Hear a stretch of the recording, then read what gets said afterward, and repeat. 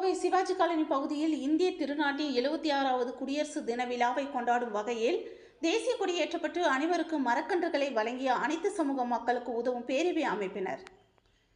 Kovai Sivaji colony பகுதியில் அனைத்து சமூக மக்களுக்கு உதவும் பேரவை அமைப்பு செயல்பட்டு வருகிறது.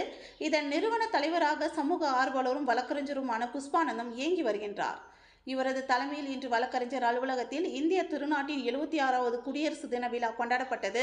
இதில் அப்பகுதியை சேர்ந்த பொதுமக்கள், கோவை மாநகராட்சி கல்விக்குழு தலைவர் மாலதி, கோவை கவுண்டபாளையம் காவல் நிலைய ஆய்வாளர் ராஜேஷ் ஆகியோர் சிறப்பு விருந்தினராக கலந்து கொண்டு நிகழ்ச்சியை துவக்கி வைத்தனர்.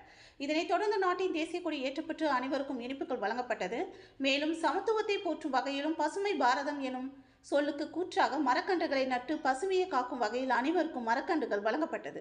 இந்த நிகழ்ச்சியை வழக்கறிஞர் குமஸ்தாக்கள் லட்சுமி, ரம்யா, ஜபா, வர்ஷா, வர்ஷினி, மோகன், ராஜா, ஸ்ரீ பாபா முதியோர் இல்ல நிறுவனர் Kanagaraj, Kiruba, Kovai Sadiq, Simon Senthilkumar, GS chit funds உரிமையாளர் நாணயன், முன்னாள் தீயணைப்புத்துறை அலுவலர் சுபாஷ், வட்ட செயலாளர் அறிவழகன், வழக்கறிஞர் வெற்றி, அதிமுக ஜெயகாந்தன், முன்னாள் கவுன்சிலர் விஜயகுமார், பைனான்சியர் பெருமாள் உள்ளிட்ட பலர் கலந்து கொண்டனர் என்பது குறிப்பிடத்தக்கது.